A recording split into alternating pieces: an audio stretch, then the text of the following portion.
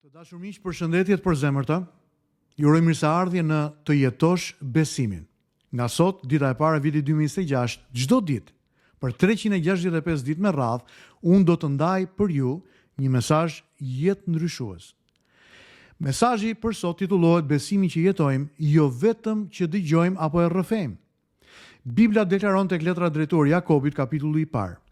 Bëhuni bërës të fjalës dhe jo vetëm dëgjues që gënjejnë vetveten. Pjesa që gënjejnë vetveten është thelbësore, sepse Jakobi nuk flet vetëm për mungesë veprimi, por për vetë mashtrimin shpirtëror, pra bindjen e rreme se dëgjimi mjafton pa bindjen. Imagjinoni se sa njerëz mes nesh kanë ndërtuar një jetë të rreme shpirtërore mbi gënjeshtrën që thotë: dëgjimi mjafton, shkuarja në kish mjafton, leximi mjafton. Tregohet historia e një njeriu i cili ndiqte rregullisht leksione mbi notin, por që nuk kishte notuar kurrë ndonjëherë në jetën e tij.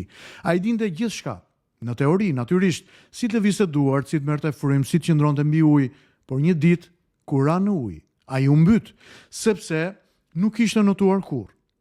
Pra, njohja pa veprimin praktik nuk shpëton as në notë, as në besim. Përkundrazi mund të jetë fatale, sepse ndërkohë që kishim menduar se jemi në besim, nuk ishim qenë ndonjëherë. Ndërkohë që kemi menduar se jemi të sigurt në thelb, nuk kemi qenë. Ndaj më lejoni të ndaj 3 të vërteta të shkurtra që duhet i dini. Besimi nuk matet nga ajo që dim, por nga ajo që bëjmë. Bibla nuk vlerëson vetëm njohjen intelektuale, por bindjen praktike. Së dyti, të gjithë rrezikohemi nga vetkënaqësia shpirtërore. Mund të dëgjosh fjalën e Zotit për vite, por nuk do thot asgjë, nëse ti nuk e vën në praktik. Së treti, bindja është prova e vërtetë e besimit. Besimi që nuk jetson vepra është një besim i vdekur. Ndaj më lejoni që t'ju drejtoj ju dhe vetes time 2 pyetje të rëndësishme.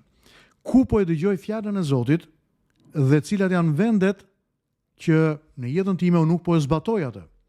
Pyetja tjetër: cili është një hap konkret, bindje që mund ta bëj sot? Natyrisht që Zoti mund na hedh dritë pikërisht në këto 2 momente të rëndësishme që unë i solla nëpërmjet 2 pyetjeve në jetën tonë. Le t'i lutemi Zotit së bashku. Zot, mos lejo që të mund të karakterizohemi nga vetkënaqësia shpirtërore. Thjesht të dim, por të mos veprojmë në përputhje me fjalën tënde. Ndaj, ndryshoj zemrën time, ndryshoj zemrat tona që fjala jote të mund të jetësoj vepra e kështu të gjithë të mund të jemi aroma e mirë e Zotit në këtë botë. Zot, bekoj motrat dhe vëllezërit e mi, të gjithë njerëzit të cilët kanë dëgjuar këtë mesazh të shkurtër, dhe lutem që pikërisht kjo ditë, ky mësim i parë, të jetë piknisja për një udhtim të mrekullueshëm gjatë çdo dite në vitin 2026. Një udhtim i mrekullueshëm besimi, shprese dhe dashurie. Në emrin e Birit të Jezus unë lutem. Amen. Të dashur miq, shpresoj që ka qenë inkurajim për ju ky mësim dhe inkurajim i shkurtër. Mezi pres t'ju takoj nesër në këshillën dhe meditimin e ditës.